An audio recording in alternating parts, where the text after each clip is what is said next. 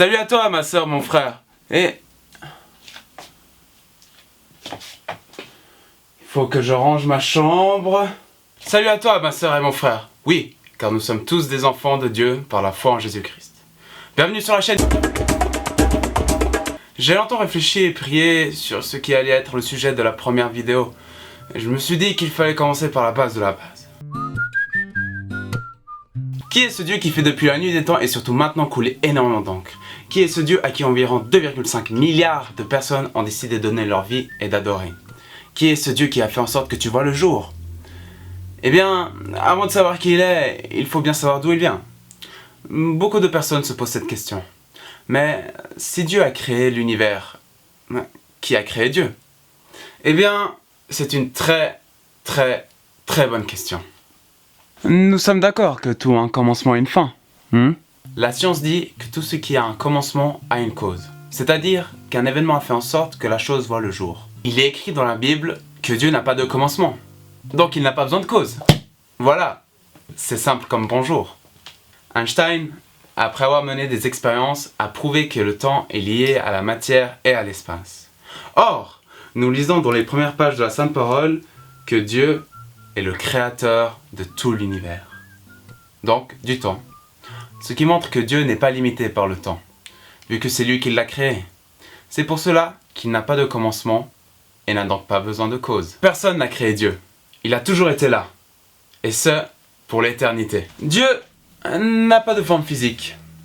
Et heureusement, parce que cela le limiterait vachement beaucoup. Il est éternel, omniscient, omnipotent, omniprésent, infini, immuable, juste, saint, amour, fidèle, sage, bon, et j'en passe. Non mais, imagine le truc s'il avait un corps. S'il te plaît Seigneur, réponds à ma prière.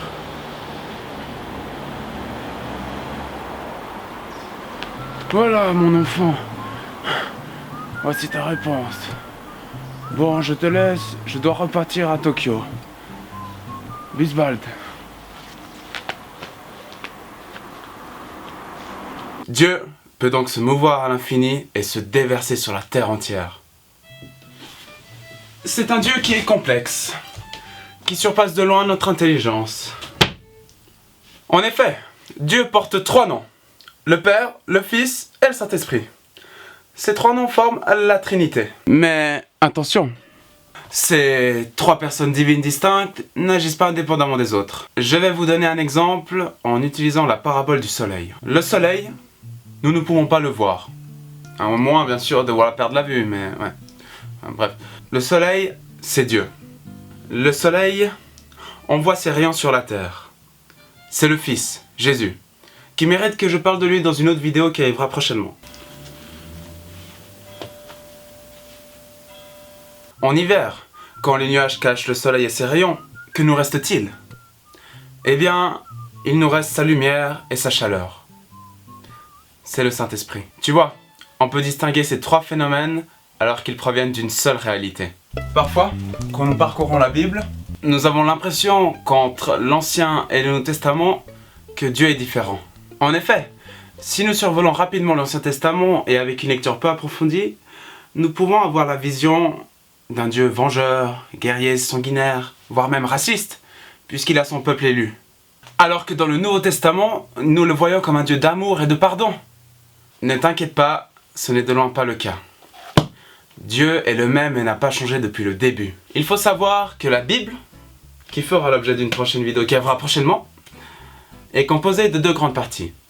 L'Ancien Testament, qui retrace la déchéance de l'homme, et le Nouveau Testament, qui nous dévoile l'amour infini que Dieu a pour le monde entier.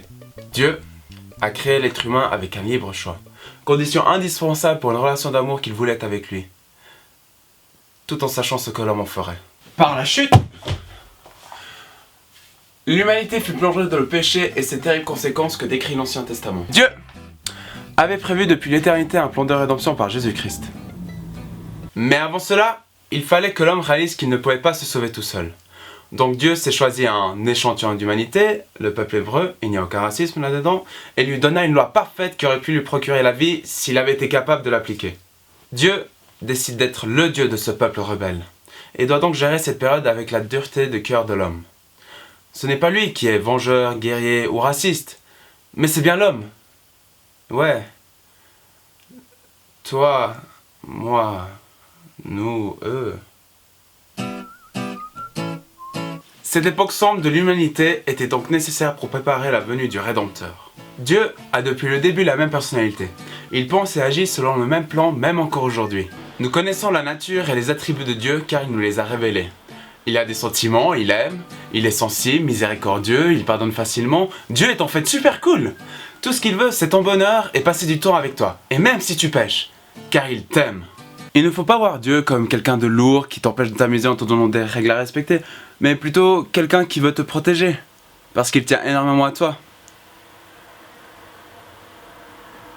Et il n'y a que dalle en fait dans ma tasse. Il me reste encore à parler du Saint-Esprit.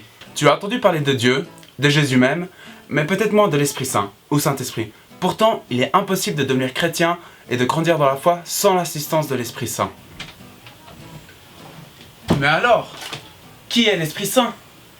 Le Saint-Esprit, ou Esprit Saint, est une autre façon de nommer l'Esprit de Dieu. C'est Dieu lui-même. Comme nous parlons de notre esprit. Ce n'est donc pas une force qui émane de Dieu. Et donc, le Saint-Esprit parle, guide, révèle, voit tout, entend tout. Il peut être même joyeux ou attristé, car c'est Dieu. Par son esprit, Dieu nous communique sa sagesse, son amour et son courage. Et ce qui est incroyable, c'est que grâce au Saint-Esprit, nous sentons la présence de Dieu qui n'est plus lointaine ou absente. Il est là, constamment, avec toi, avec moi, comme un Père aimant et tendre qui sait ce dont tu as besoin. Et ce n'est pas tout. Le Saint-Esprit nous libère aussi de nos peurs, de nos mauvais travers, nous transforme et nous régénère. Paul, dans Galates 5, versets 22-23, cite plusieurs qualités issues du Saint-Esprit.